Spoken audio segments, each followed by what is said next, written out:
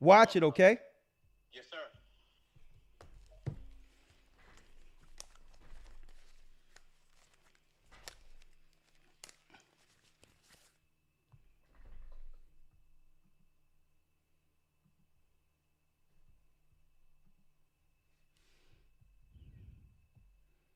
All right, all right, all right. Hold on.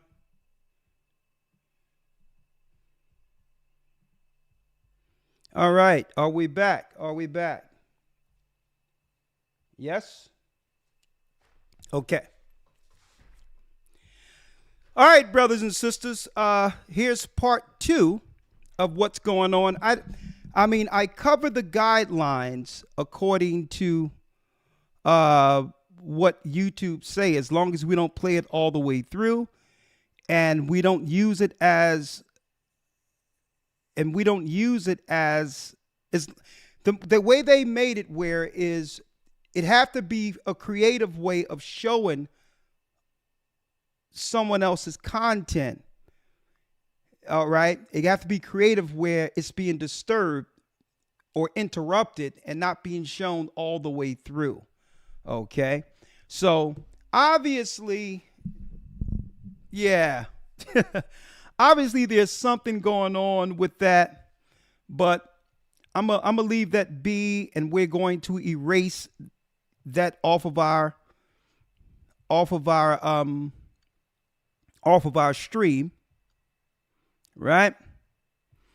But all in all, you get the gist. When you look at 60 Minutes, we showed you what was going on with them Chinese, more so than any other country, using TikTok to come through the border. This guy, he tried to stop people from coming on his property, and y'all know what happened there, right? And what I really wanted to do, and I think it was effective, brothers and sisters, it was effective with me putting it all together with the political scenarios they're using to get rid of Judah, using other people, being funded by NATO. But when I brought in the China piece, it seems as if that disturbed the whole thing altogether. Right? So what are we going to do? So what are we going to do as a people? Well, let's talk about it. I wanted to quantify this in a way, because for those who miss it and please miss this, please hit the like button, folks. Please hit the like button. Let everyone know that I'm back. I use these clips according to fair use, exactly how YouTube says that we could do it. As long as we cut it up, speak in between, not let the video play in its entirety, and give it fair use and educational views only with our commentary, that we're not disturbing the original integrity of a journalistic piece. We should have the authority or have the right to examine something with an opinion, as long as we don't play it all the way out in its entirety. Okay. But I'll leave it be. I think y'all got the gist of it. What did I lay out? What did I lay out? You all welcome, and thank you all for joining us back here. We laid out the fact that I believe it's all systematic, right? I believe it's all systematic. I believe that something happened where who knows? I think I struck a few chords, with this topic. It's not too many times where someone can review what's going on with people politically, or with the world politically, and can quantify it within an hour or so to warn the people, right? And I don't think they like the fact that I'm calling out how our people have been tricked by the Democrat Party. Okay? Our women are getting evicted. But yet you don't see LGBTQ. You don't see white people. You don't see white women who our women have always been behind. No one is coming to the aid of our sisters and our people who are suffering in the communities. And it was our people pushing all of their agendas. I struck some chords when I talked about all Kamala Harris have to talk about is reproduction health care, better reproduction health care for our sisters. And when I began to relate that to what happens in the Bible, when it comes to reproduction health care, it's really systematic population control aimed towards a demographic of people. Well, I must say something when those people so happen to be God's people. I must say something when those people so happens to be my people, the children of Israel. I also struck a chord when the people over in Israel that are fighting, at the same time, they're telling our people we can't get anything when we built the country, and no one is talking about reparations for the children of Judah, the children of slaves in America. See, I'm going to give the right name to it.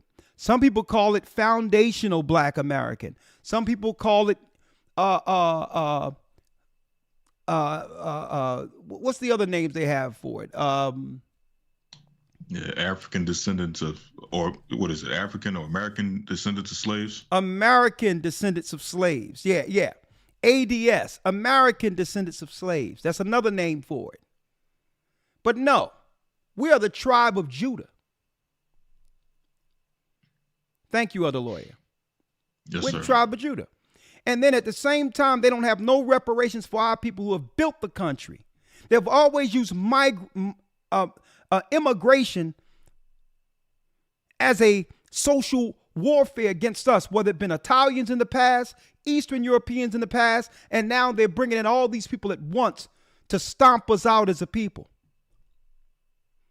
And the only protection we had at one point was what?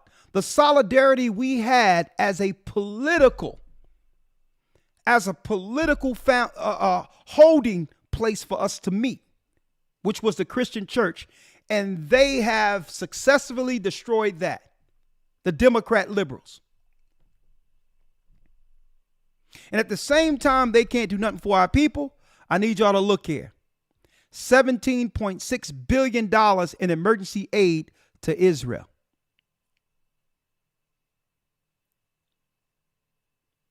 Now, one thing that I'm a little disturbed about when it comes to how I quantified everything. That's why they had to say, well, hold up. Let's just hit the red button for a moment. Let's just slow this up it's too much spirit and truth in this right now. Because I wanted people to be able to go back and remember, I told you in this broadcast also, look for them to do the bait and switch. Look for them to ditch Biden in the midst of this, claiming that his cognitive ability isn't there, only to switch him out with Michelle Obama. I hit so many points in that last broadcast, and I quantified it with the Bible.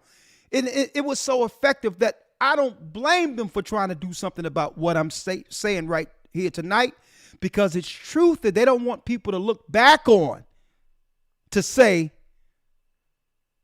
those brothers were on to something, and they're getting their information on how to view this world from somewhere else, outside of this world.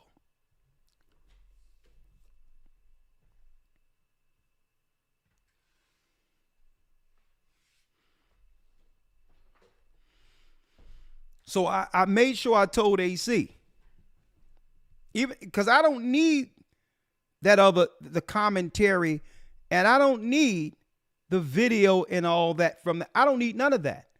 I told AC, our producer who produced and help us, our tech guy who helps us on the other end of this, make sure that even if we get rid of this video, to download it so that we can have it for prophetical purposes in the future to let people know, folks, that it was said. Everything they're doing, it was quantified before it happened.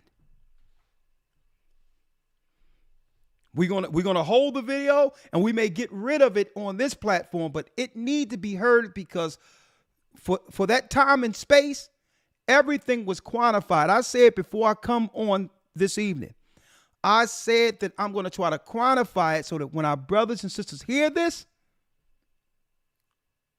and even the people who haven't heard this before, that it'll mobilize, it will move something in their spirit to know that there's a need for us to come together under the Almighty.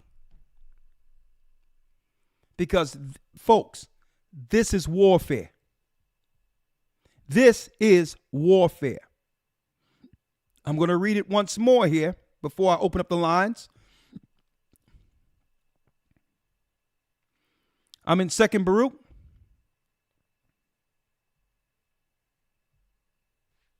I'm going to read it. I've read it many times, but here's a reminder of where we are.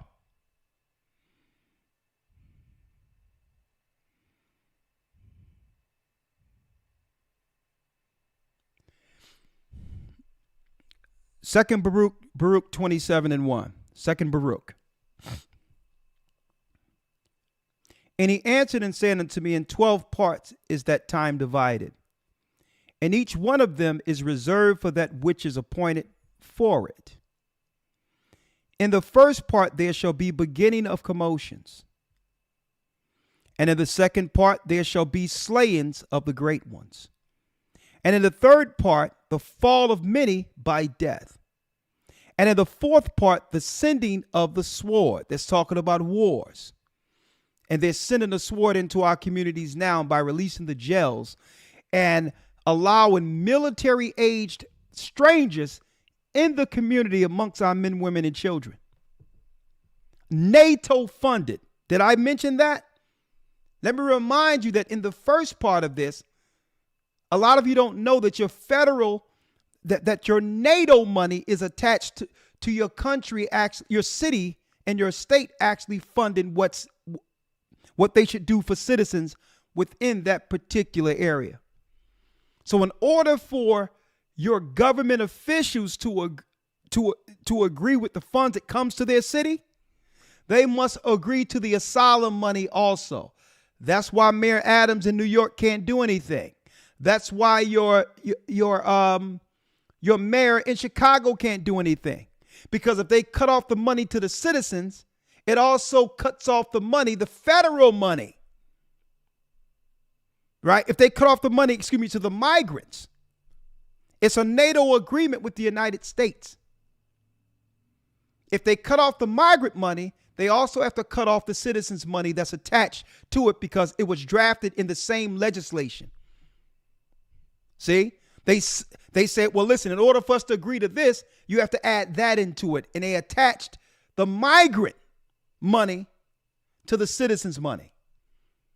So if they strike the migrant money, then there's no money to the citizens. A lot of these programs and social programs for the poor that we had, it's attached to the migrant money now. They signed that legislation without telling citizens anything. No sooner as Biden was voted into office. Let me state that again. They signed that into a legislation no sooner as Biden was voted in that would tie the federal funds, the social funds, to the poor people. And what they did was they put in a backdoor legislation that's attached to migrants. And they did this, folks, under the black and brown legislation. So when they talk about what we did for black and brown, they were including all that they would let in to destroy Judah in America. Are y'all following me here? So there's nothing the mayors can do. There's nothing the governors can do. They're at the behest of the legislation that was already signed from the White House, the executive. See, y'all follow me? So what your mayor can't tell you in New York is that if we shut them off, we're shutting you off too.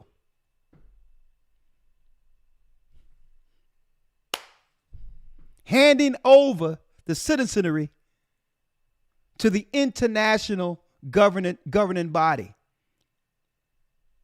We went straight from the virus to this, not realizing within the cloud of all that, folks, within the cloud of all that we came out of in the pandemic was all this new legislation that would lead to what you see right now, the replacement of our people.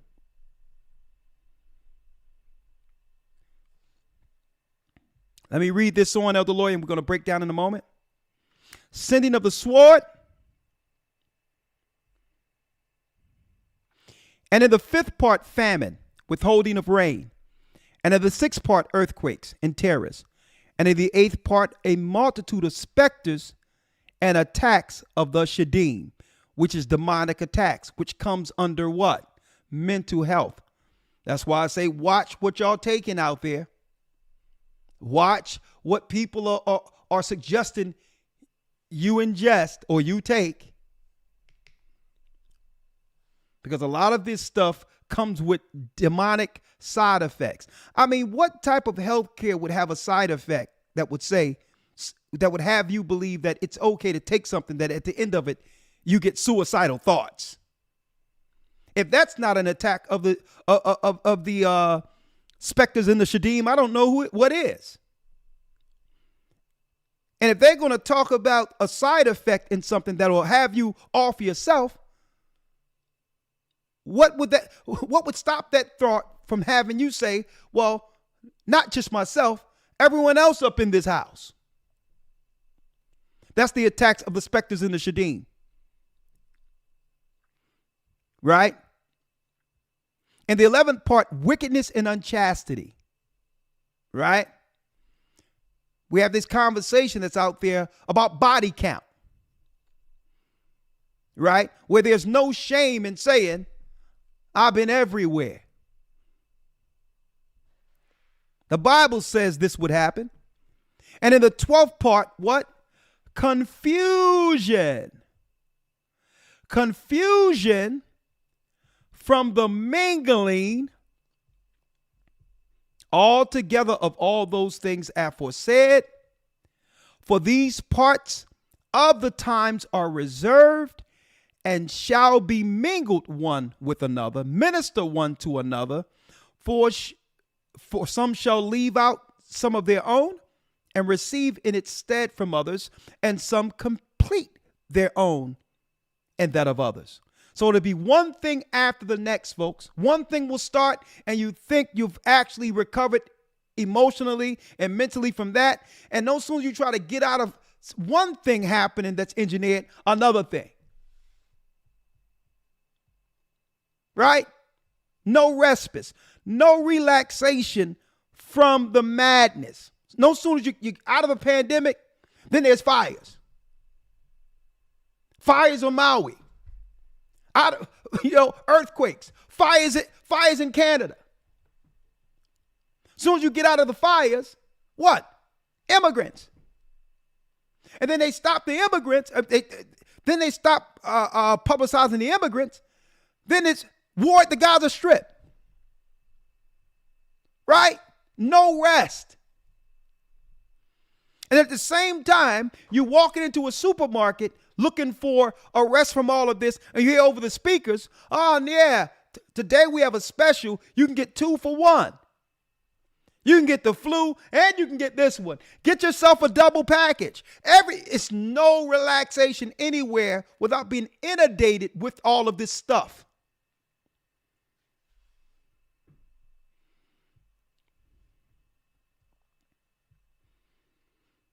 And it says, listen to this.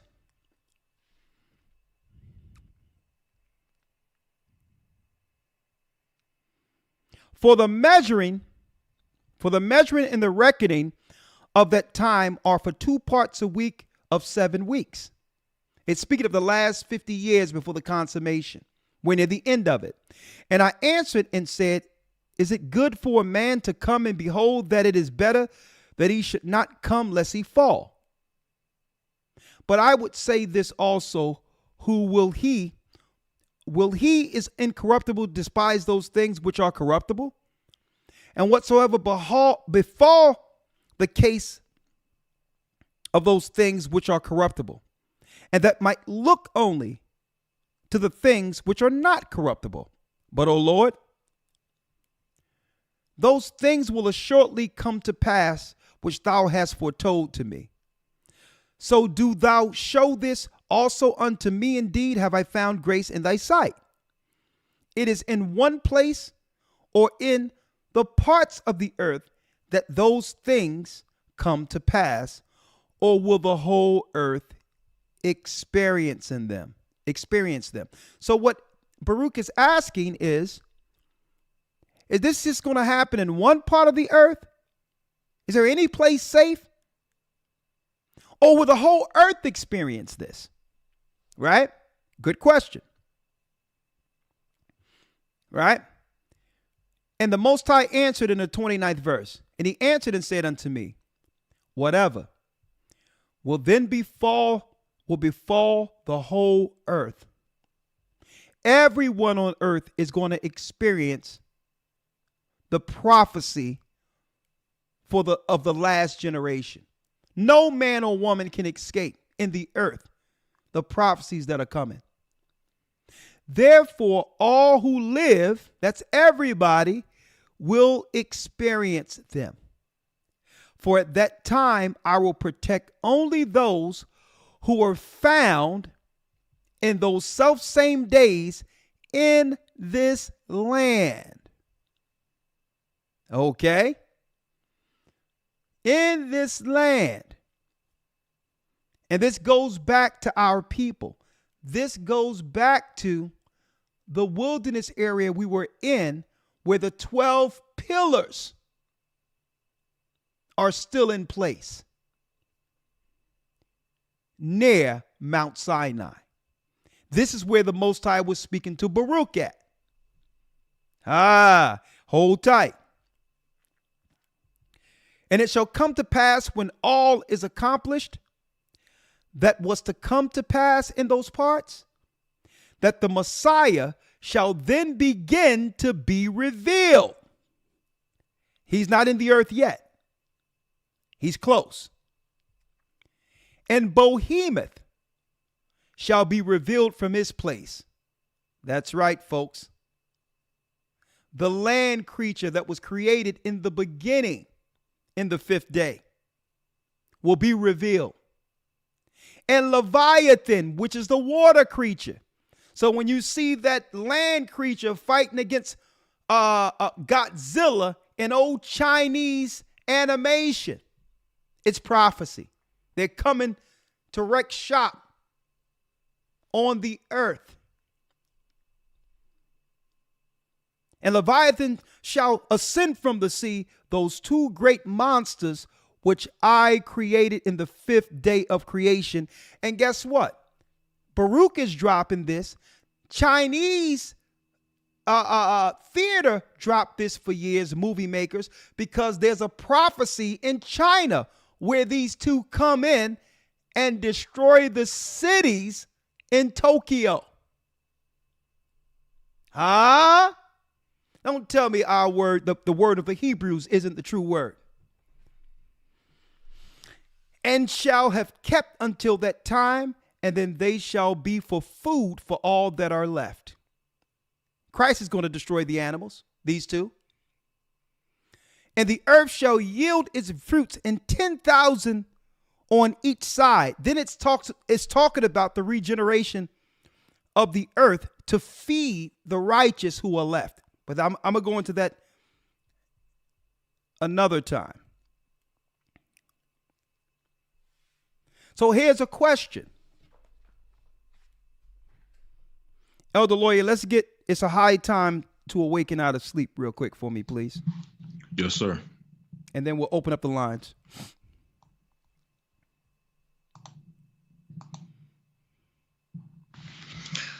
Romans 13 and 11. Romans 13. Let's get it. Mm-hmm. Romans 13, verse 11. Hold on. Sir. Let's read that. Yes, sir. And that knowing the time, that now it is high time to awake out of sleep. Knowing the time, now it is what? High time. It is high time to awake out of sleep. To awake out of sleep, read. For now is our salvation nearer than when we believe. It says, and knowing the time, that now it's high time for our people to wake out of sleep. I'm going to tell you, our people better understand what a war looks like. And no one is coming to save Judah in the community. As a matter of fact, they're coming to rid the cities of Judah. Our people better wake up. I don't see no Jewish constituency somewhere saying, let's stop this. I don't see LGBTQ out there saying, let's stop this. Right? I don't see none of these other so-called black and brown people who use us as a stepping stone to get to where they are saying, well, hold up. We are squashing and utterly eradicating the people who died for civil rights, the same civil rights we're using to now replace them. I don't see none of them saying, nah, we can't do this against these people. They're stepping right over our bodies, literally. And then on top of that, they're taking all of the authoritative positions in our community of influence as doctors, nurses, and all of this. So to do what? Direct us for our health benefit? Y'all better wake up. Or are they in position to finish what they couldn't finish when the earth shut down? I'm going to type this, wake up. Call in. Hold on. Read it again, Elder Lawyer. Yes, sir. Romans 13, verse 11. And that knowing the time, that now it is high time to awake out of sleep. For now is our salvation nearer than when we believe. Because our salvation is nearer than we believe, folks. We have these idolatrous pagan heathens. They always had an issue with us, folks, because they always had an issue with the God we serve, the Christ we believe in. We lost the knowledge of who we are. They didn't. They know we the lost tribes of Israel. And they know if they don't do everything they can to assist Esau in destroying us, that there'll be no more glory and power left for them. So they must do what? They must unite in this last war that you're witnessing with the enemy against Judah, because we influence the world. It's through us the rest of the brothers and sisters find the courage to stand up. This is war. It's high time that we awake out of sleep. So we're going to do our travels within the cities and all of that to let people know that our brothers and sisters, Judah, when the pandemic came and everything shut down, brothers and sisters in the community, you failed that test. You failed that test. You had more faith in this world than God. And a lot of what they're doing right now would not have been possible if we didn't fail that test. And now look what's going on. Our people are dropping like flies. 515 605-9327. Elder Lawyer, I'm going to call in. A matter of fact, you don't have to go anywhere. I can call in while you're here. All right. Yes, sir. Would you like to say anything, Elder Lawyer? Or are you good? No, sir. Let's go straight to the calls. All right.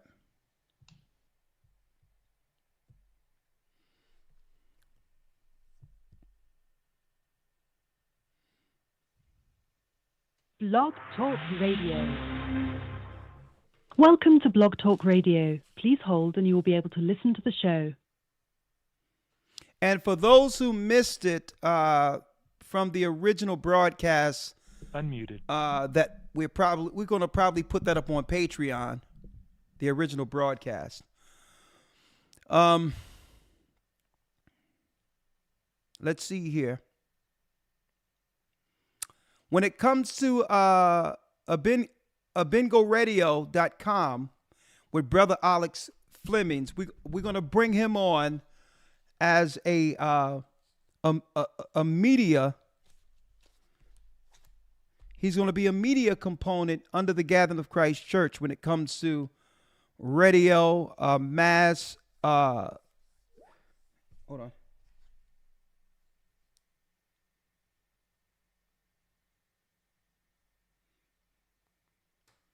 When it comes to mass media promotion, concerts and other things, when it comes to media representation, when it comes to the avatars that we're going to start presenting before some of our videos, we're bringing them on. So a lot of people who love Abendigo Radio with the brother who did a great job, Alex Flemings, we're going to have a meeting and we're going to bump this up to the next level under the church. So if you have roles that's still operating under Abendigo, don't worry about it. It's under construction, but we're going to do this on the next level. So when it comes to the radio, productions, concerts, all those things that we can use as a vehicle to get to our people, it's going to be done all in-house. So just hold tight. Okay. All right, let's go down the line. Sister Cora, you were there the first time originally, so I'm going to bring you in. Be quiet now. Okay. Hey, Cora, why don't you got those babies walking around. Why don't you go into a quiet area if you don't mind? Well, yeah, I'll go in a different room. Yeah, because she's playing with the dogs. Let me go in the room. Yeah, let the babies play. Let the babies play. It's okay. It's all right. Well, she's not really a baby. She's 10 years old, but she's just, yeah. So 20 years old. Come on now. 10 years old. Okay, well that's still a baby where I come from. Okay. We're going. Right. Yeah. Okay. Well, my question was, I guess maybe you might have answered about it. I was just asking, about what about the academy when the internet is no longer available? Because I'm pretty sure the devil's going to shut the internet down. So will you be available on radio or TV or something? Well, sister, academy. Sister, listen, I was teaching through the Spirit of the Most High before there was an internet, and I did it with the mindset that one day this platform that affords us to get to so many people will one day become non-existent. I don't know what it's. Listen to me. At one time, it was Justin TV, right? It was Ustream. It was Justin TV. It wasn't YouTube really. It was Ustream, because when we were doing, I remember Ustream. Yeah, when we were streaming on Sabbaths and all that, that was before YouTube became a streaming platform, where it was just uploads. Yeah. So that's where I found you, on Ustream. Yeah. So wherever the Most High want us, that's where we'll be. But in the meantime, what we're doing, and I mentioned this in the academy, we're setting up an email of database where brothers and sisters, and we have this for many people who's in the academy already. If in a case of an emergency, you would like to be reached from someone in our region, if things go down, then we'll have you on a database in which we'll make hard copy. So even if we have to get to you by someone knocking on your door, calling, if the phones don't work, that's one thing. Well, guess what? We have somebody knock on your door. If we have to have a address where we can get to you, all of these will be on hard copy, not just computers, so that in the event of an emergency, and if you're on our database, we'll find you. So that will be the worst case scenario. Okay, so we've already thought of every other way, you know. But you know, but what I do appreciate, and I appreciate the love, it's the sincere love that I have, you know, in the work from people like yourself and so many people who care for us. No sooner as that thing went blank, Elder Yarack, the first one called me on the phone. It was Elder Yarack. Yarack was the man from the beginning, even before this church began what it was. He was head, and still to some degree, you know, spiritually, he looks out for me as security.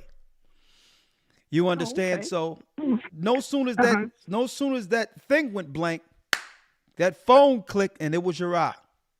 I'm like, my brother. And you know what? He didn't even ask me about the stream. He called, I don't know why, he called me boss. He says, boss, you all right?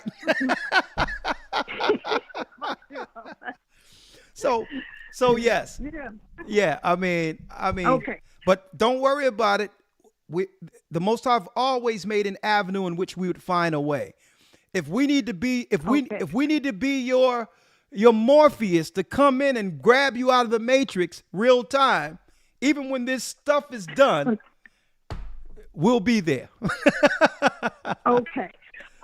Now, one other question. You were talking about you were going to the streets to, alert people. You know, now when my former coworker first sent me the video, emailed me the video, the 12 lost tribes found, and I found out I was an Israelite.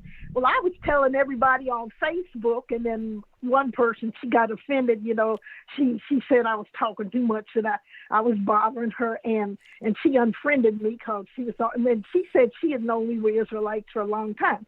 But my other question is, now in two instances, when I lived in the Bronx, there was two stores, two delis I went to.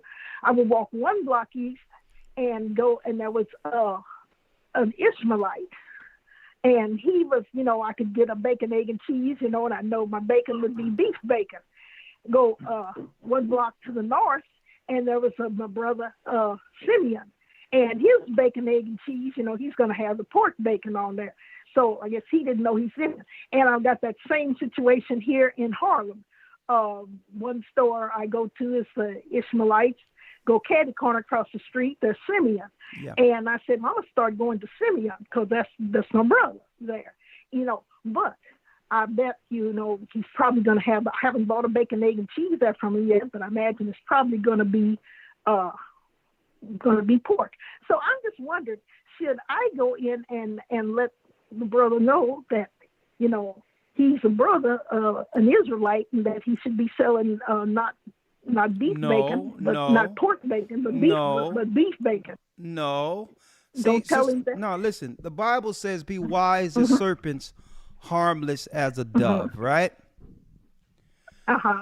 There's a certain spirit one must come in to have someone receive information that's beneficial.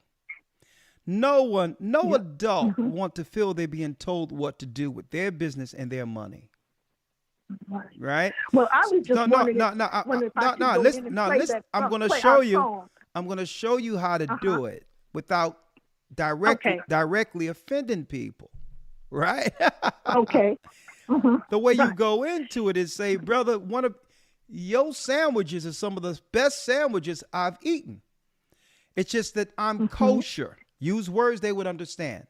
I'm kosher, and I get a beef bacon sandwich from the other people when I would rather patronize you.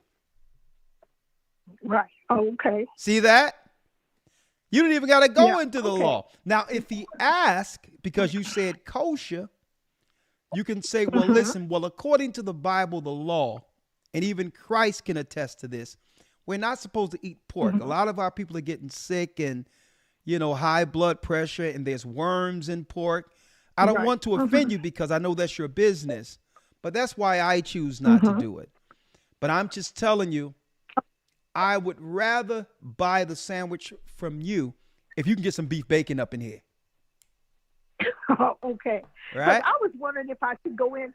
I was just wondering if I should go in and play, our song "We're from the East," for him and let him hear it, and let him hear. He's Simeon from the Dominicans of Simeon. Try it. And starting talking. Try it. It has, or believe it or not, it kind of have that Caribbean South American feel to it, the beat. So yeah, try it. I don't think that. Hold up, I got to get to the next call. So I got about 30 calls. So and I was thinking about giving him a calendar, one of our calendars. Well, do that, sister. That's a good gesture. Yeah. All right. Okay, I'll do that. All right. Thank you, Cora. All right, place you on hold. Okay. Yeah. All right. Bless you. And Sunshine, yeah, I did receive your USB with your songs. I've yet to hear it. I'm going to plug it in tonight and hear some of the songs you've sent me. So, Sunshine, I did receive your package with the music. So, I'm eager to hear some of your music. So, I'm just letting you know, Sunshine, if you're out there, I did receive that, okay? And thank you. And I will listen to it this evening. 667 area code. Hey, Elman, this is Sister Danita from DMV. Yes, Danita, how are you? I'm good, sir. I just wanted to say that you quantify everything that's happened to us for the past 4 years into one whole setting, and it cannot be denied. All praise be to the Most High. I'm actually glad that the Most High woke me and my husband and the rest of us up just in time. Yeah. I say just in time, so that we're not deceived to the devices that's happening at one time. Yeah. So, kind of thing that me and Zach been doing is kind of like preparing. As far as I know, you can't fight this stuff because it's spiritual. Spiritual, you can't fight these people. But at the same time, we need to be preparing to teach our children, how to handle themselves in situations that if it could get rough, go take it back to the old way if they had to protect themselves. Yeah. And as far as our sisters had to reevaluate if they're in the nursing field, which my niece is. She just became a nurse, a registered nurse. I explained to her that, the target is on our back. It's not on any other nation's back. It's on our back to destroy our people. And she understands that. And she says she has a heavy, burden. her bosses and stuff put a heavy burden on her back. Thank you. To, and this is happening in Louisiana. That's where she lives at. To destroy the men. So, yeah, it's everything that you brought out tonight is definitely in line with our, with the existence that happened in Egypt in that time is in line with us today. And I yield with that. Well, thank you, sister. And I'm glad that the Most High shined upon your family. You understand? It's one thing to believe you're doing the right thing until the Most High bring you out of it to view it from a different vantage point. And I think our people, and this is what's unfair, we're so into the hustle and bustle of trying to survive, we have no idea that people are, setting traps and daily counseling and seeking our demise. And we're just trying to survive. Like even your daughter, she went into the health field to help people, right? And on top of that, it's a job when in a world, in a world where jobs are drying up, right? So it's like we can't even take care of ourselves without harming our own people. So it's time that we come together and start operating within ourselves. It's time for us to really think about Bible-based schooling. That's right. And instead of indoctrination, education, where morality is actually a key component within the educational system amongst ourselves. This is what we must do so that we can produce resourceful, righteous people into society to push back against what's going on in the world today. And what I would like to do, I would like what? I would like a biblical setting, because don't forget, sister, you probably don't know this. The first schools started off as Bible schools. This is the only way the system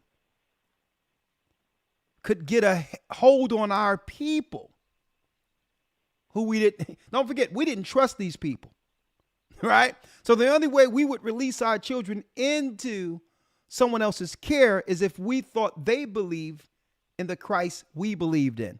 So they was able to lure our children into school by claiming that it was to teach them the Bible. That's how schools in America began, right? So I'm going to place you on hold. There's some noise behind you, but thank you for the call. What we have to go back to is a Bible-based school system, right? Instead of indoctrination. And on top of that, that school must have what? A naturalist approach when it comes to healing and living the herbs. No more of this stuff. You got to have this, that, and the other to actually learn and not realize there could be some ill effects to those choices. Nah, we didn't have all that stuff in the original schools. Keep your indoctrination, your politics, and all that other stuff, right? Your progressive agendas and indoctrination off of our children. We produce kingdom children. Okay? That's our responsibility. Okay? So this is the only pushback. It has to happen from the womb. From the womb. Coming out of the womb, they must be raised kingdom people to push it up against Satan's system. And this is what we need to do. Because, folks, when it comes to schooling, the only thing that the parents have to do is just make sure that every quarter the child signs up for SATs, right, in that particular area. And you're going to find that your child has progressed well beyond the regular public schooling when you begin to teach them yourselves and have them do the SATs themselves. Okay? And here it is. We don't have to worry about the communal part of things, the community societal part, so that they don't become social awkward. We can make sure the homeschooling parents set up what? Social recreation separate, where the children come together for plays. They come together for certain recreation, skills in building. They come together for trades. They come together for the arts or whatever the case might be. It don't have to be under a construct that Satan has set up to destroy our children. That's the only way. We're going to have to work on something for our people.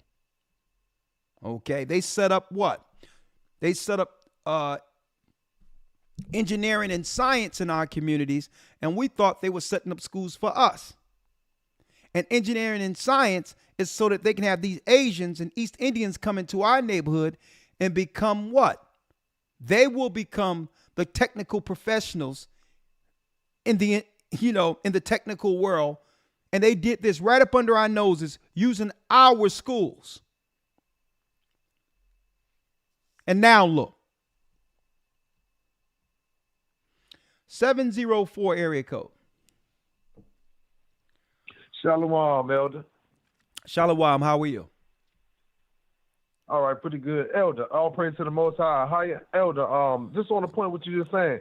I just went to go get my son from Baltimore and brought him down to Carolina, and I've been trying to get him in school. So it's been 2 weeks, Elder, and the lady, she's talking about she has applications, and she got to look at, and she's gonna take her time with my son. So I went on ahead and just signed him up in homeschool, Elder. Good for you. Like sister, yes sir. Just like the sister just said, Elder, you touched so many points.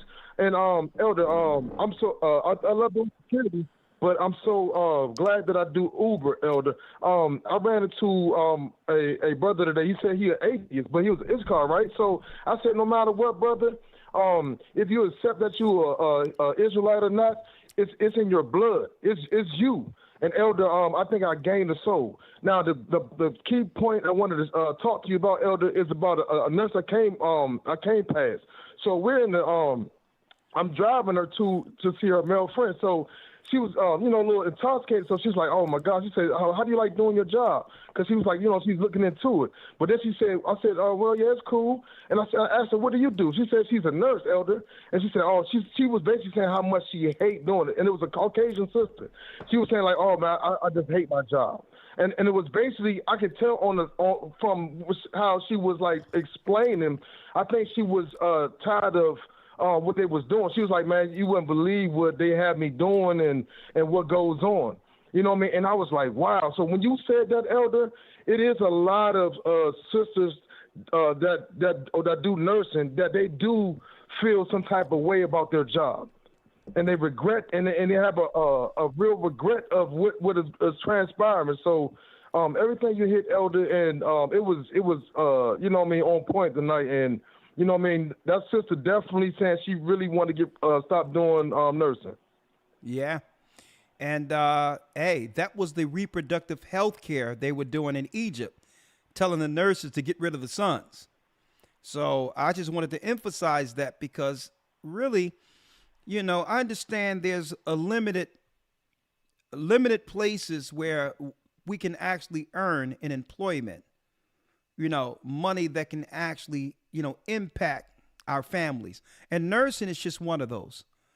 And the last thing I want to do is take the right to earn or think about taking the right to earn from anyone. All right. So I'm just letting sisters know that the reason why a lot of these nursing jobs are available is for the benefit of our system against us to some degree, against their own people, against their own children. So it's time for us to rethink this. And it's going to take us sitting down, coming up with alternative measures and options, because sometimes these are the only options our people have. So this is the think tanks that I'm thinking about, you understand, with the brothers, with others who are looking at it. The system is throwing us out as if we built nothing in this country. And the only way for them to actually make amends really is reparations through cash payments. But you think they're going to do that? I don't know. I don't think so. Their answer, every time we stand up and say it's time for you to make amends, they double down on destroying us. And this is what's going on with the Asians and all this. And they are fermenting a war within the inner cities that will justify the National Guard and the armies coming in. That's what they're cultivating and fermenting in our community. With them letting all these people over, eventually our people are going to say enough is enough. Our sisters are being thrown out. Your children are getting preferential treatment. Our people are getting thrown in jail. These criminals are harming our people, and yet there's no jail time for them. And we're going to have to, by force, we're going to have to stand up and defend ourselves. Is what the Democrats have been cultivating in our society. A war in the inner city that would lead to what? A solution with them bringing in the army. So I don't want my brothers and sisters a part of that war, because that's a war we cannot win. The Bible tells you that the weapons of our warfare aren't carnal. The only way Esau can actually beat us is if he draws us into a carnal war. I don't want us in that war, but it's inevitable. So what I have to do through the Spirit of the Most High with other brothers with serious minds, brothers and sisters who understand how things work, a system to navigate through this, to survive what's coming without being a part of it, without getting drawn into it, right? So that's the think tank. That's how we must operate or understand in conversation going forward, knowing that there's no way around it. Our people don't have another place to go like these migrants when things break down.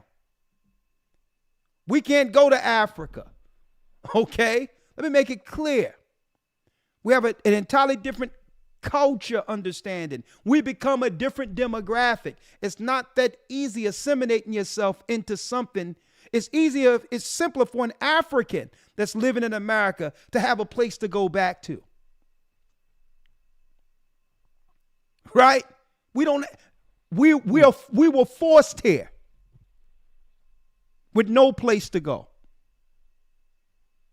And the only place we have is with the Almighty. So I'm not waiting for a solution on the outside of us. We're trapped with no other option but God and ourselves. And we must come together to navigate through this because he said these times would be upon us. Okay? So that's what time it is, brother. And you know what? What I'm saying, what I'm telling you is going to happen.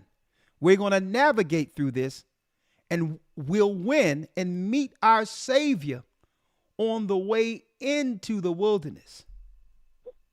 It will happen.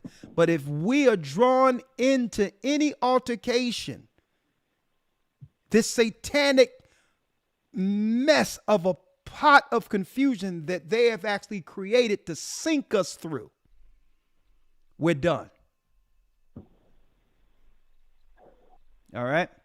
Thank you, my brother. Yes, sir. All Thank right. you. Dwada, Elder. You're in the bar. Yes, sir.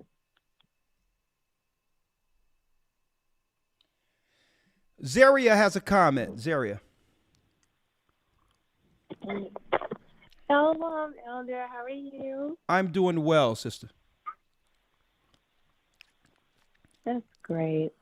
And first just and wanted yourself, to how are you? I'm doing so well. Thank you. I'm a little nervous. But I just want to first thank you so much for the work and the labor that you put in all these years. I've kind of recently been watching your old street preaching videos and the passion from the Holy Spirit that it really encourages the entire body, and it's so amazing to see. All praises be to the Most High. Yes, and the comment that kind of sparked me to want to come in is what you mentioned in the very beginning pertaining to The Lion King. Because growing up and still now, that was my favorite movie. And when you were speaking about the sisters and how, we've been psychologically manipulated into kind of allowing the system to take the place of the man, even in the Lion King movie, there was a scene where Scar, after the death of the king, kind of gave a speech to the lionesses and manipulated them to be a part of his new system. Interesting. And at the end, he was kind of manipulating how the death happened. And then they had to join with his kingdom. And at the end of the desolation, they didn't have any food.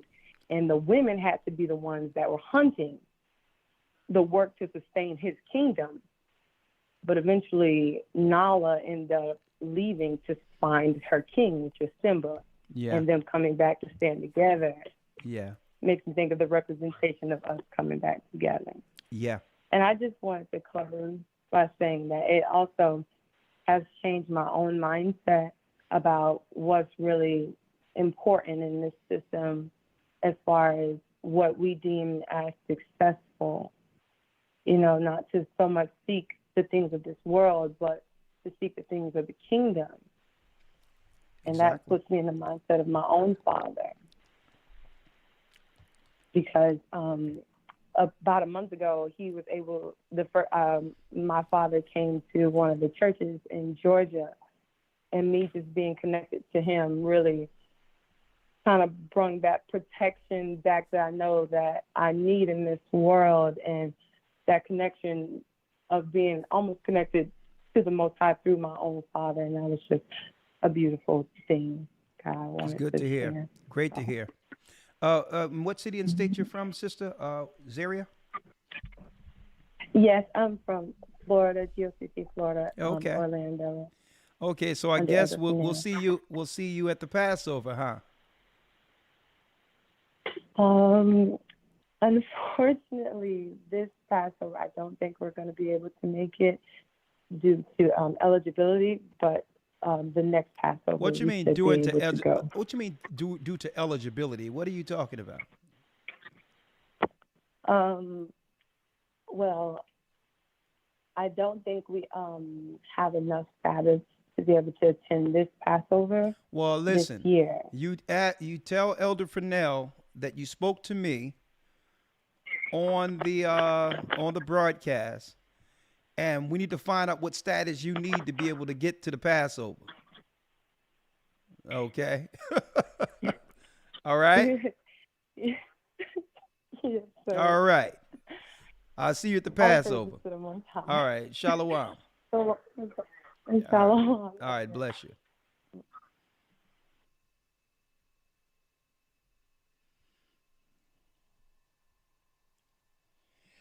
Keisha has a comment. Shalom, Elder. Shalom. How are you? Keisha, where you from? I'm from Michigan. Okay. How are you? But I'm good. I'm good. Great. I'm thankful. Great. I was actually calling because my son he's been waiting to call in and just to speak to you. So we've been waiting just to talk to you. That's all. Okay. Where's your son? He's right here. Okay. Put him on so we can talk. Hello, Elder. What's happy, Cappy? What's your name? Hello, Jeremiah. Hello, Elder. Okay, sit down, man. Jeremiah. That's a spiritual name. How old are you? 8. 8. Okay, so I'm here, Jeremiah. You want to speak to me? Let's talk, young man. Let's talk. How you doing? I'm blessed by the best, and his name is Ahia. How you doing? Good. Okay, you just want to know how I'm doing, huh? I'm following you. We've been listening and following you. Okay, Following your teacher. Following your teacher. okay, I hear you repeating what your mama's Following saying. the Are teacher. you repeating what your mama's saying? Listen to what I'm going to ask you a question. Well, Elder, thank you. But I'm trying to teach him conversational skills too. Oh, okay, all right, that's good. Hey, listen, do what you do, mama. You can get behind him. I got a question for him. Oh, here you go, right here. And just one more thing before you ask him a question. My grandson Judah said hello too. Hello, Elder. And how old are you, young man? 5. I just turned 4. 5. Turn 5. Man, you're gonna be a mighty man of Israel, I heard. What about that? He's just smiling. All right, here's Jeremiah. Lord have mercy. What are you doing to me? All right, Jeremiah. Yes. So you listen to your parents? Yes. You follow the Most High's law? Yep. You pray before you go to sleep? Yeah. Yeah. Is it private? What do you say? The Lord's Prayer? Yes. Hit me with And it. Psalms. Hit me with it. And song. And Psalms. Oh, do your mother repeat it for you and you say it, or do you know it by heart? The Lord's Prayer. Kind of both. Condabo? Purple Heart. Hold up. Let me put you to the test, young man. Jeremiah, say the Lord's Prayer real quick. Yes. Go ahead, hit me with it. Our Father which art in heaven, hallowed be thy name, thy kingdom come, thy will be done on earth as it is in heaven. Give us this day our daily bread. Forgive us for Our trespasses. Forgive us our debts. our trespasses. Take your time. You got time. Forgive us our trespasses. Forgive us our trespasses As we forgive those. as we forgive them who trespass against us. Lead us not into Temptation. the righteousness, Patience. temptation. But deliver us. Deliver us from the evil. Come on. For thine is the kingdom. For thine is the kingdom. And the power. The glory is the power. Amen. Oh, hey.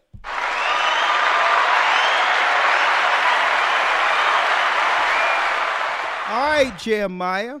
So you know what I have for you, Jeremiah. Someone sent me some books, some Hebrew biblical story books, right? So what I'm going to do is it's like a comic book. I'm going to take down your name, and I'm going to make sure I send you one of these. It's a coloring book, and I'm going to send you one for you and one for the other young man. How does that sound? Judah. Wow, the water. Wow, the water. Thawada. What does Thawada means? Thank you. Oh, shucks.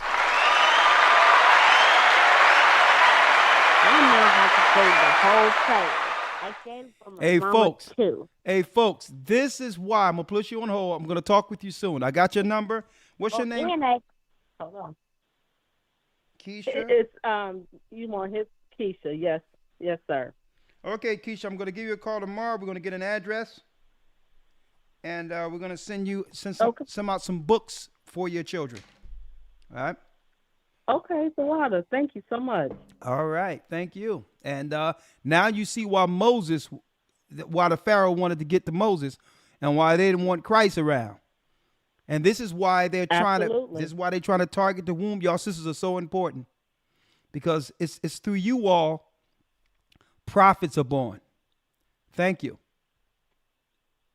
The water. All right. Hey, in the bar. We only got a few more, and then I have to lay down, actually. I'm only staying on a little late because I started late because there was some construction going on in here, and I couldn't disturb that. It's imperative that we get this thing finished up here. 757 area code. Hey, y'all. The children of Israel is back. When I hear young men like that, when I hear children that are growing up into this truth, I understand that even all the negatives and the attacks that comes with me doing this, it doesn't matter. It's worth it. Even the naysayers, whatever you say, it doesn't matter. As long as I can hear and see what I've just witnessed, that's a miracle in of itself. Okay? And I'm going to tell you, this is how, through the Spirit of the Most High, we change the world. Doing something about it. Instilling the word of God, standing in boldness with his word to bring back the greatest people who have ever lived. Deborah. And to be a light to the Gentiles who would like to get on board with this, right? 262 area code. 262.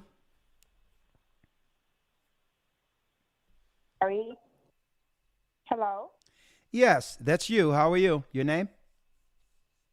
Hi, Elder Robert Carcier. This is Quenisha Gray.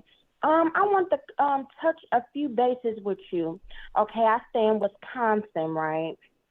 And we have a thing called Section 8, low income, and affordable housing. Yeah. Now, for the Section 8, they doing automatic evictions, right? So for low income is 30% of your income. So they writing out letters to people saying that they owe all this money, else they gonna have to leave the property and within 30 days. So I've been seeing a whole lot of U-Haul trucks out here, and they getting rid of a lot of people. Like, it's really crazy out here in Milwaukee, Wisconsin. Okay, so let me make this And then clear. You said you're witnessing, Mhm. you're witnessing an all-out suspension of Section 8. Yes, I am. And it's kind of crazy because I don't know how it is in other cities or states, but I know that we have Section 8.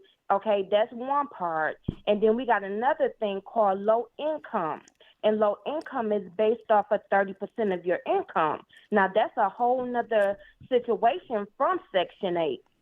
So that's like another a form of government, subsidy for, single parents, single moms or whatever. And that's currently what I'm on or whatever. But unfortunately, they haven't done that to me. And what but I'm asking you, they listen, doing hold it up. to- Let me ask you a question.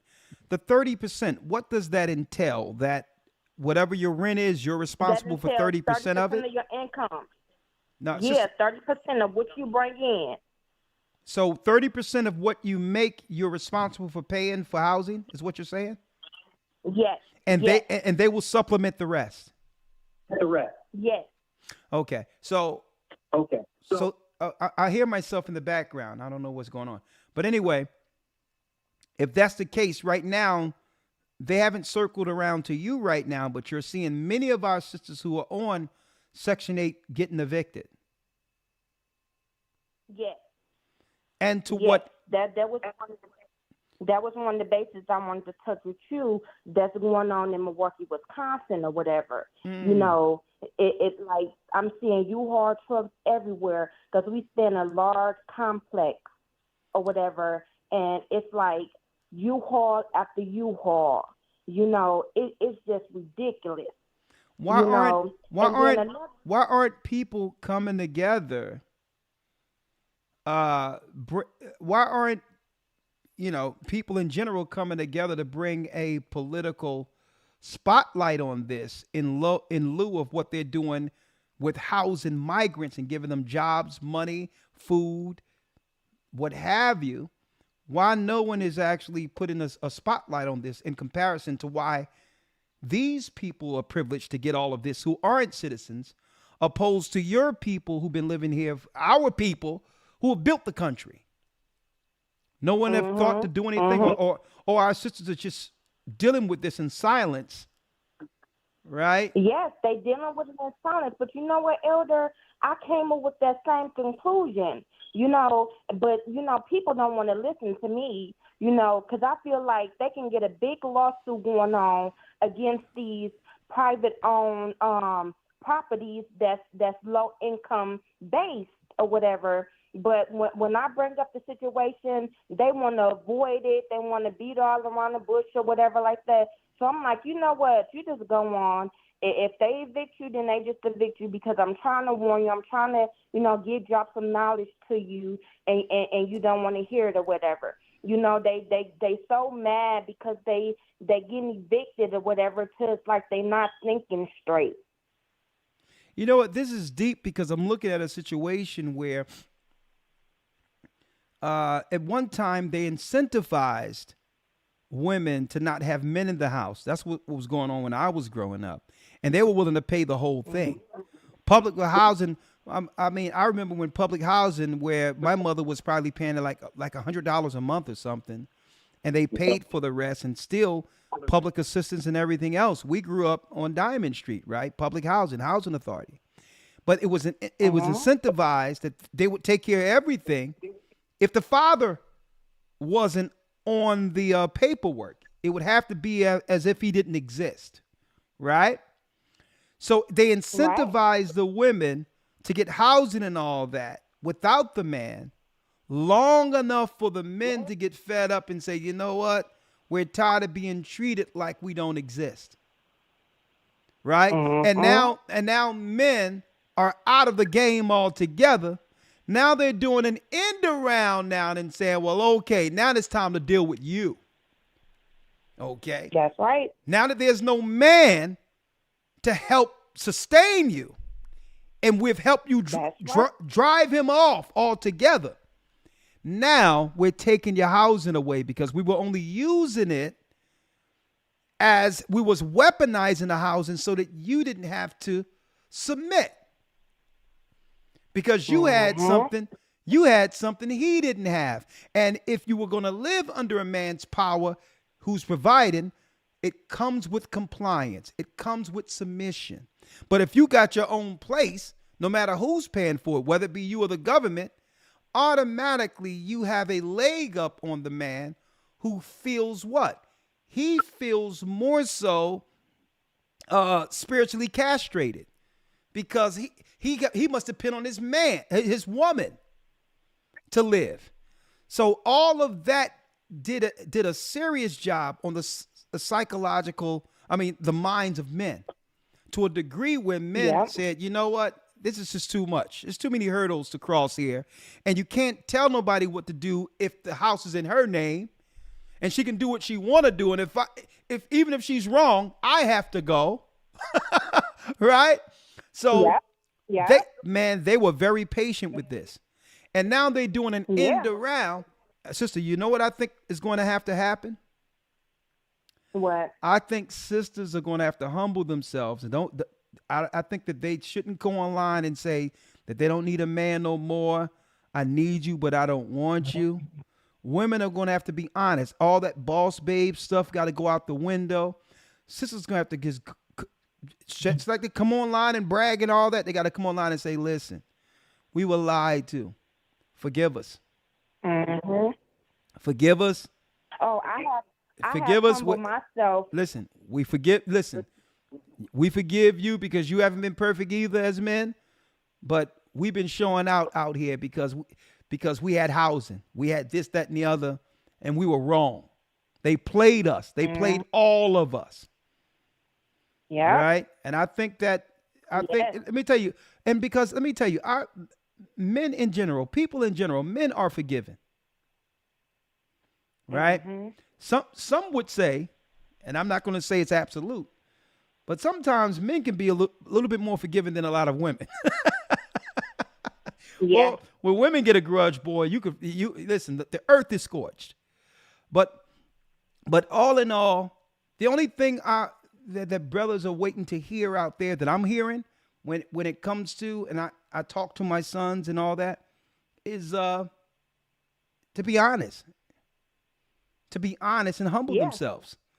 Now, you think that's possible where women will admit that they were wrong and humble themselves? Or will their pride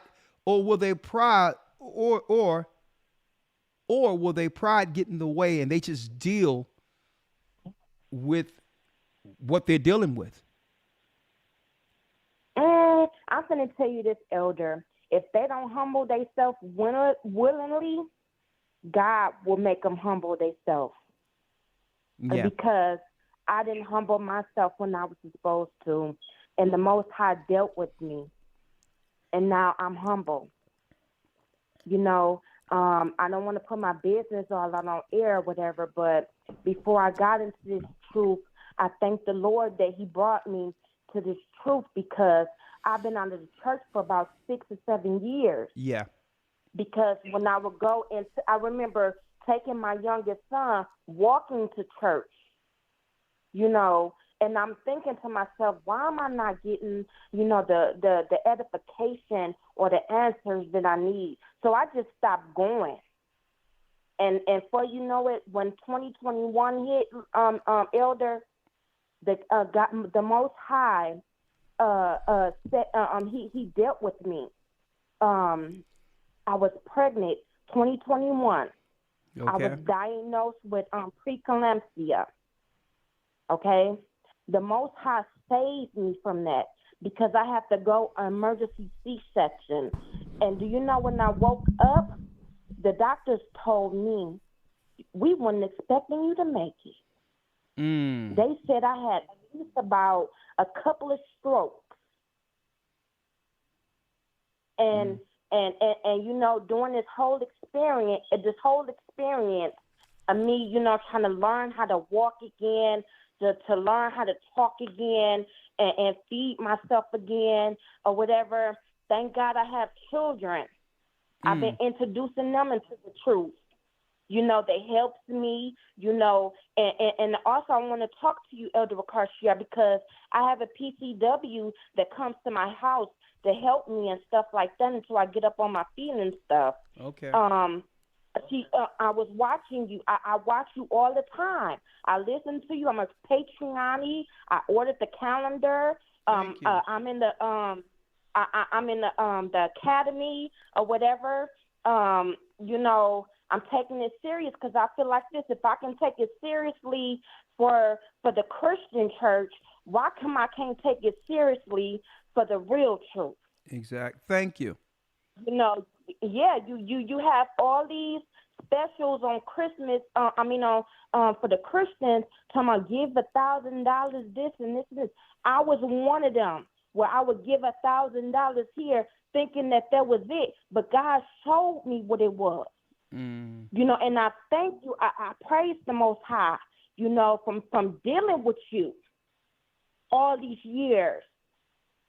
Well, thank you, sister. Thank you, sister. Shedding light on me because I feel like if I can come to the truth, if I can put my money in that, why not put my money in the truth? Well, sister, you know what I'm saying? Sister, we're and here. It's like, We're here to help you too. I got to Yes, make one we're call. here. I'm past the hour. I don't want to cut you I off just because want to cover one more thing. hurry up. Let Let me get your name. I was on TikTok. I thought that this was very interesting to me. Okay, I was on TikTok one day, and I come across two nurses, one black. I'm gonna say it very fast. One black, one white.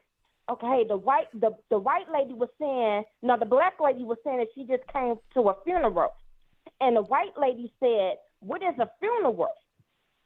The black lady asked the white lady, "You never been to a funeral before?" She said, "No. All our decades we do cremation." Man, she must be a part of. She must be a part of a witch coven. You don't know. Yes. I'm telling you, the children of Israel. Hey, if it's a get together, it doesn't matter what the occasion, we gonna get together. So even through cremations, right? I mean, I've had though cremations is sacrifice to the dead. I went to one funeral and the church had the reception and had the ceremony and all that, had the viewing and all that. And I say, well, okay, man, let's get to the burial ground. The pastors look at me saying, listen, there's going to be a wake, but there will be no burial. I'm like, come on, man. What? So as long as the people get together, it's like there's something about us finding an occasion to get together, even in the worst of times. We gonna have something. But those witches, boy, hey, you don't want to be around when people are dying around the witches and warlock covens. You know what I mean? They got a fire going with no oven. Mm-hmm. But that's a whole nother conversation. Mm-hmm. It looks like something out of the Game of Thrones up in there, in those witch covens. Well, thank you, sister. Yeah, there's some weird stuff going on in the United States. I was wondering if you could take my information because I want to do baptism. Okay, let me have your name. I was about to get there, but let me have your name. Quenisha, spelled Quenesa,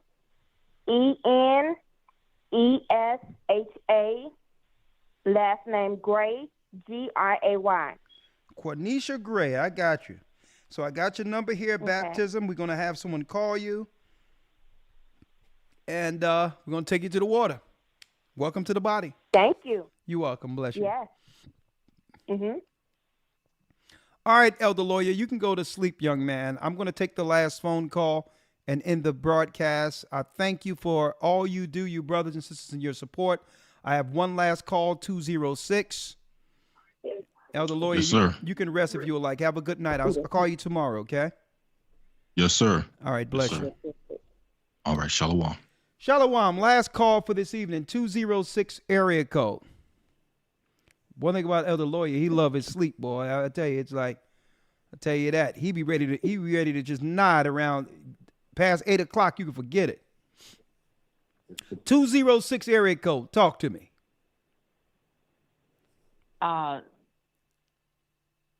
Elder, can you hear me? Loud and clear. How are you? Oh, I'm doing good. Shalom. Shalom. Your name? So, yes, my name is Free Lima. Free Lima. Of the Washington Body. Yes, Lord, sir. y'all be having some serious names. Free Lima. That was a new one. You ain't too many people with that one. That's right. That's right. Free Lima. So, I wanted to call in because I heard what the sister was saying just before me about Milwaukee. Okay. And what she's doing with Section 8. And up here, I was just telling my husband as we're sitting here watching this, I work in a nonprofit organization up here. And I seen a client come through last year, and she is a grandmother who all of her children are unfortunately on drugs, and so she's taking care of all of her grandkids. Okay. And she came in for some help with us. She was on Section 8, and she wanted help with some back rent from the COVID. Well, I just saw her again today. She's back again this year, and I was reading her file, and she is she's actually coming back to us because she's now sleeping with family and friends because Section 8, or her apartments evicted her because Section 8 was not paying the rent. Well, sister, I'm going to tell you, a lot of building owners and a lot of companies that are behind these shell companies that own these buildings, they're doing everything to try to get our people out because the migrant money is just hands over fists better than Section 8. That's why they ended Section 8, because this federal money is, you're talking about to some degree for next 2 years, the federal subsidies that come with these new programs for so-called illegals. You can get a regular apartment that you're charging $1,500 for, where through Section 8, they can charge $8,000 and $9,000 a month from the federal NATO money that's coming in. So that's because it's not just the United States money, it's international money that's coming in under for nonprofits, for housing under the migrant asylum seeking thing.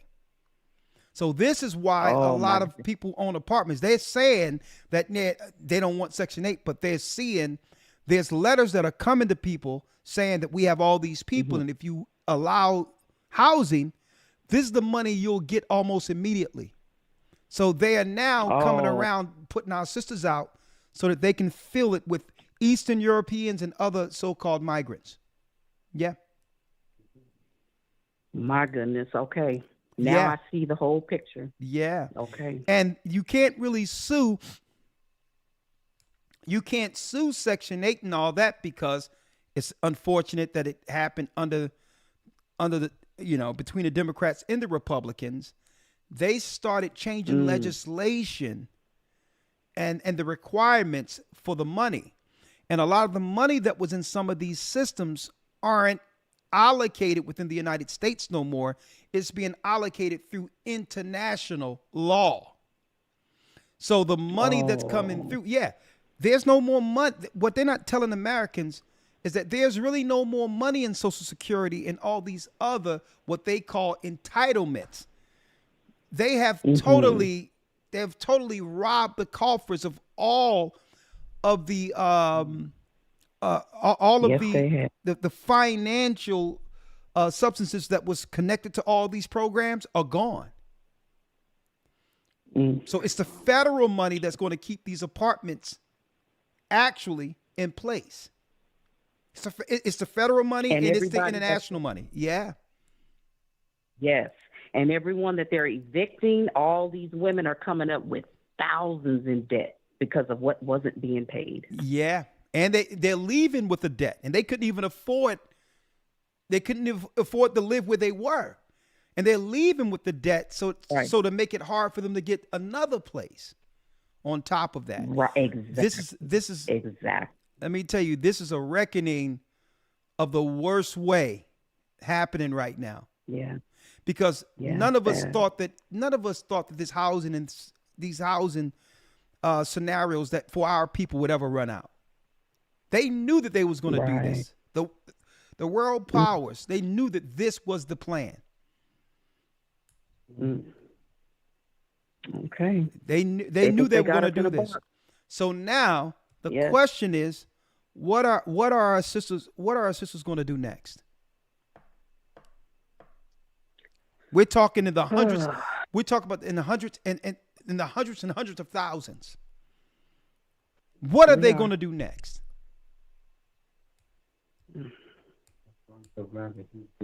Yeah.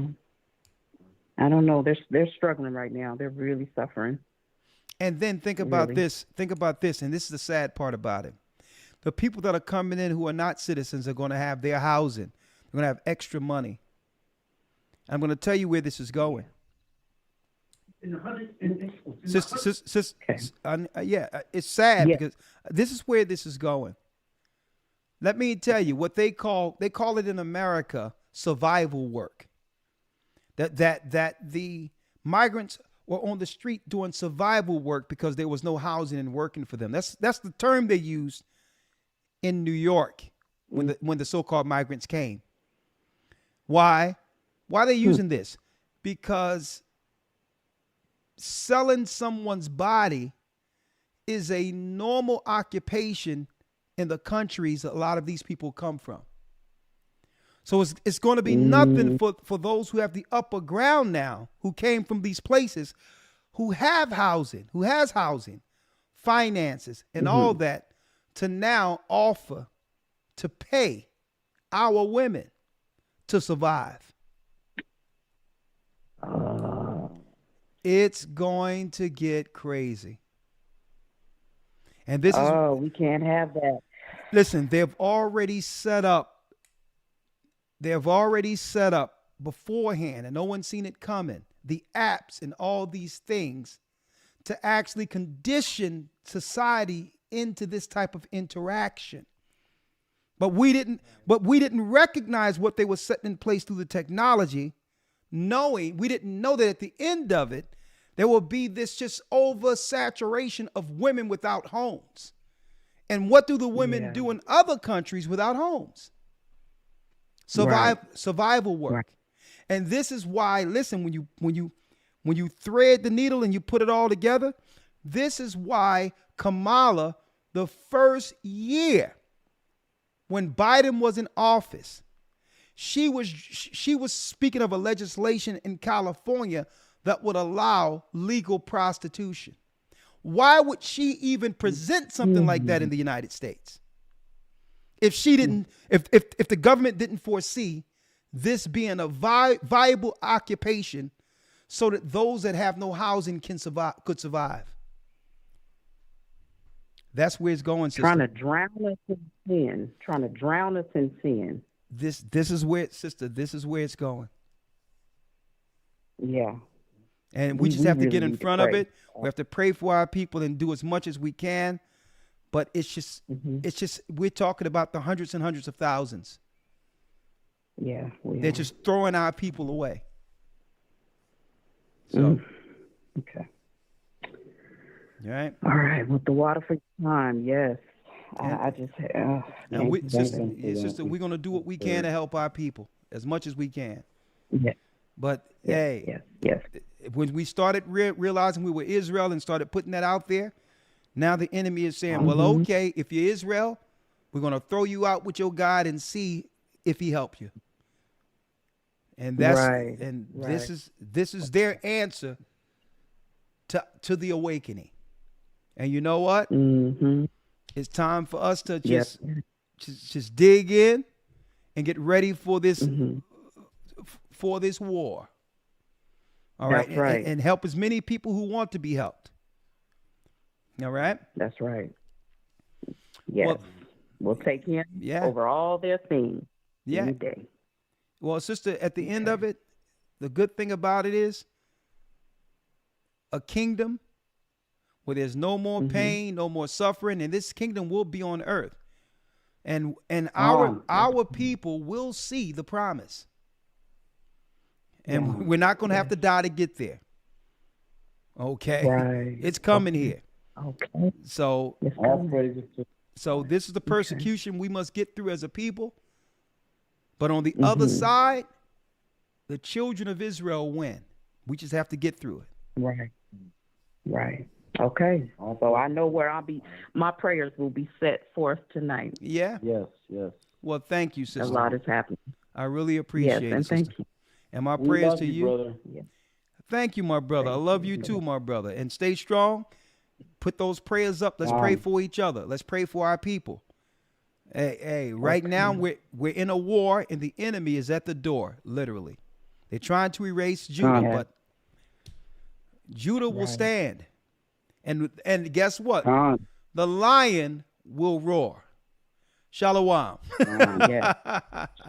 Have a good night, brothers and sisters. All right, blessings. The water. Again, the bar. Well, that concludes our broadcast for this evening. Thank you all, brothers and sisters. I'm Elder Rick Carshaw of the Gathering of Christ Church. Join us for Patreon this Friday as we dive into more serious information. Okay? On Patreon, we like to go into a few things that sometimes, we don't have to worry about the rules as much, as far as what can we say, what can we say, at least Patreon, and, I'm appreciative to what YouTube allow us to do. So let me just say that it's beautiful that we have this platform here, but Patreon this coming Friday, I hope to see you there. With that, may the Most High be with you. Stay prayed up, sin not. We will soon see Israel. Shalom. And keep in mind, the Most High is calling back the children of Israel. We're the children of Israel. And yes, we're back.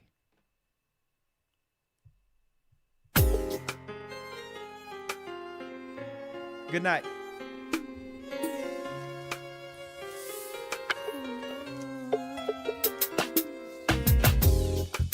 The East is where we're from. The 12 tribes of Israel.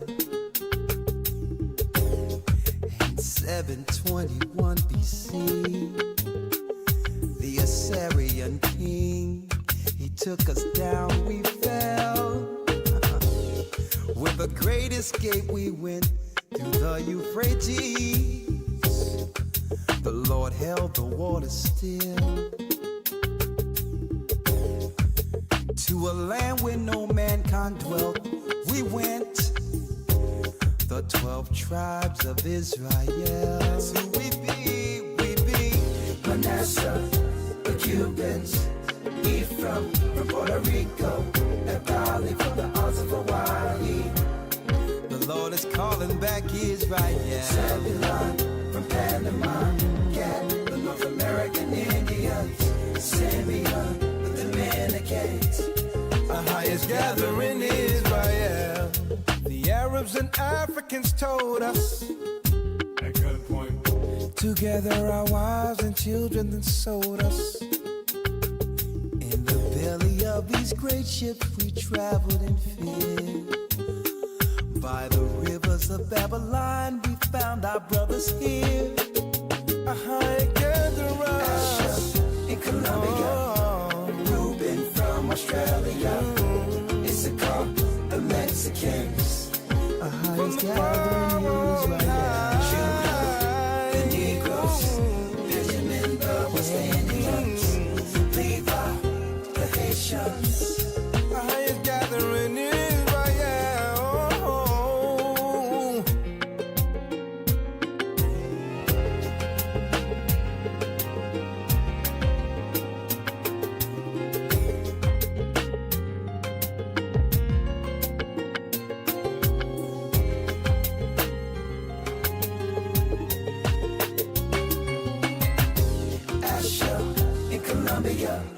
Reuben from Australia, Issachar, the Mexicans.